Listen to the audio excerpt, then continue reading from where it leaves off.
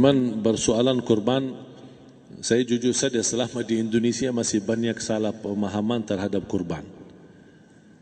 Dan saya pernah berkata, memang Islam kita di Indonesia Islam keturunan. Ya, jadi asal tahu saja. Ya, tapi dari segi belajaran, mohon maaf ya, kita terlalu jauh terhadap pemahaman. Yang saya maksud, kita melaksanakan sesuatu tapi kita sudah belajar, sudah tahu, bukan hanya asal saya dengar, saya lihat, saya bukan sebatas itu, tapi kita punya dasarnya. Dan ini kelemahan kita, di antaranya kurban. Saya pernah mendengar, bukan malah sering mendengar soal kurban dihitungkan beroran. Jadi keluarga suami istri sama 5 anak berarti jumlah 7, wajib sapi. Kalau kurang daripada itu, atau misal suami istri tidak mampu, boleh ini tahun kurban kambing atas nama suami, tahun depan atas nama istrinya. Ini hal keliru sebenarnya. Yang dihitungkan soal kurban beda sama akikah dan beda sama zakat fitrah. Zakat fitrah sama akikah terhitung beroran. Akikah laki-laki 2 kambing, perempuan 1. Kalau tidak mampu boleh. Kalau ada kembar laki sama perempuan berarti 3 kambing. Tapi kalau tidak mampu boleh 1 kambing, tidak masalah. Dan tidak ada istilah sekarang saya kurban tapi nanti sisanya seolah-olah ada hutang sama Allah. Sesuai kemampuan kita. Di antaranya kurban. Kurban hitungannya berkeluarga, bukan beroran. Buktinya Rasulullah SAW dan juga cerita Nabi Ibrahim. Ketika Nabi Ibrahim mau sembelih Nabi Ismail, Allah turunkan apa? Mengganti sembelihan Nabi Ismail dengan ekor kambing dari surga. Berapa ekor kambing? 1. Padahal Nabi Ibrahim punya istri 2 dan anak. Ada istri Siti Hajar dan Sarah. Kemudian anaknya Ismail dan Ishak. Berarti semuanya berapa? 5. Kenapa Allah tidak turunkan 5 ekor kambing? Karena hitungannya memang 1 keluarga. Yang kedua, Rasul sendiri sembelih 2 kambing. Pertama, Bismillah atas nama Muhammad dan keluarga Nabi Muhammad. Padahal kita tahu keluarga Nabi Muhammad SAW termasuk keluarga besar. 11 istri, belum lagi anaknya, laki-laki sama perempuan. Ada yang hidup maupun sudah mati. Sudah termasuk semua. Yang hidup maupun mati.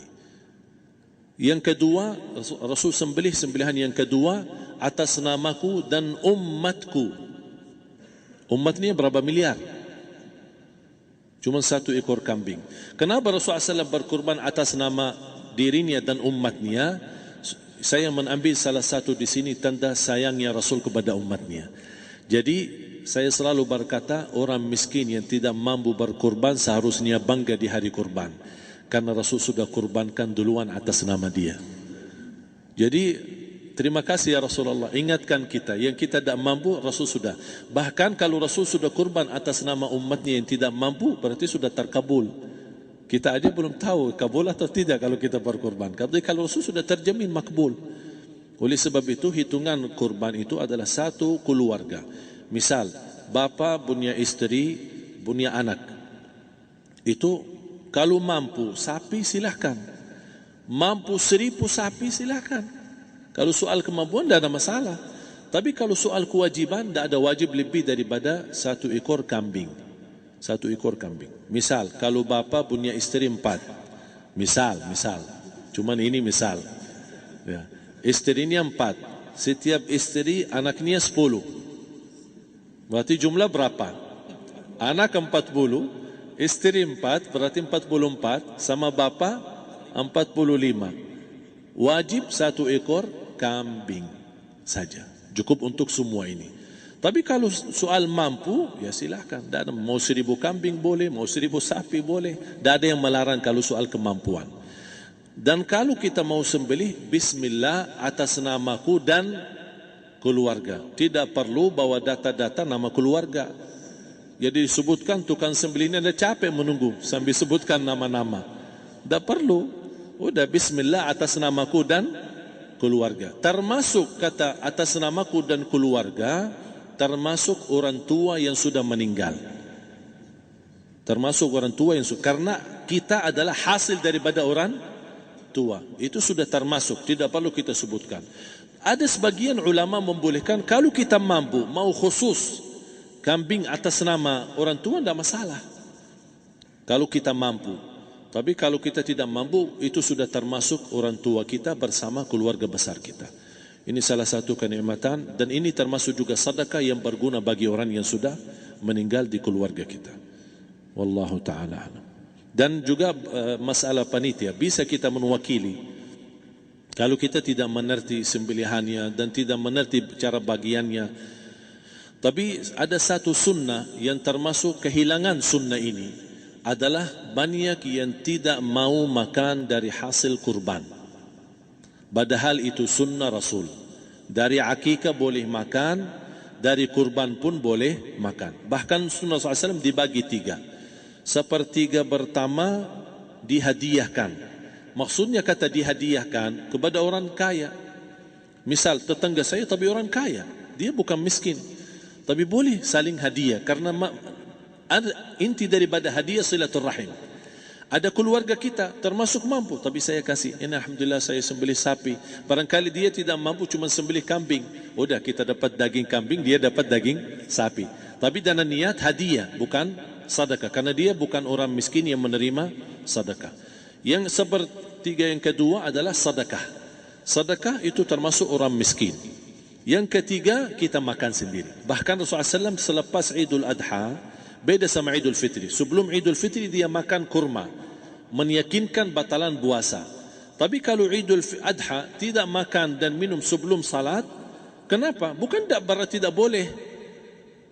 Tapi Rasulullah SAW ingin pertama pembukaannya, buka sarapannya atau makan di pagi harinya selepas Idul Adha adalah dari hasil sembelihan kambing itu atau dari kurban. Jadi kita sebagian sedikit. Tapi kalau kita merasa alhamdulillah rezeki saya banyak di rumah, alhamdulillah banyak ada makanan, mau sedekahin semuanya, semua mau sedekahin, tidak masalah. Tapi yang saya maksud, kenapa tidak kita sekali-kali hidupkan sunnah Rasul?